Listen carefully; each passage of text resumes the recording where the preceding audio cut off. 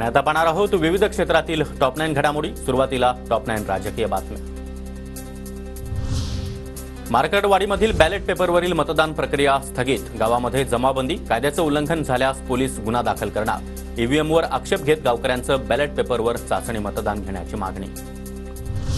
पोलिसांच्या दडपशाहीमुळे गाव दहशतीमध्ये, पोलीस प्रशासनाच्या विरोधामुळे दुसरा मार्ग अवलंबणार। उत्तम जानकर यांची प्रतिक्रिया। रणजित सिंह मोहिते पाटील मार्केटवाडीमधील षडयंत्राचे मास्टरमाइंड, तर उत्तम जानकर हे केवळ प्यादे।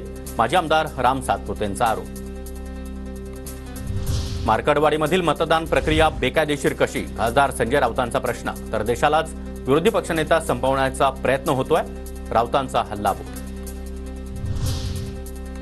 गृह खात्यानंतर आता गृहनिर्माण खात्यावरून महायुतीमध्ये रस्सीखेच। महायुतीमध्ये राष्ट्रवादीकडून गृहनिर्माण खात्याची मागणी। महायुतीमध्ये सहभागी होतानाच गृहनिर्माण खात्याची मागणी केली होती, सूत्रांची माहिती। एकनाथ शिंदे आणि अजित पवार यांच्यामध्ये भांडण लावण्याचं काम सुरू आहे। दिल्लीतील कुठली तरी महाशक्ती महाराष्ट्रामध्ये खेळ करतेय, संजय राऊतांचा भाजपवर निशाणा। ठाण्यातील निवासस्थानी शिंदे आणि गिरीश महाजन यांच्यामध्ये सव्वा तास चर्चा। शिंदेंच्या तब्येतीची विचारपूस केली। माहितीमध्ये कोणतेही मतभेद नाहीत, भेटीनंतर महाजनांची माहिती। नव्या सरकारमध्ये गृह खात्याचा पेच कायम। भाजप गृहमंत्रीपद सोडण्यास तयार नाही। शिंदे गट देखील गृहमंत्रीपदासाठी आग्रही। भाजपच्या गटनेता निवडीनंतर उद्या महायुतीची बैठक होण्याची शक्यता।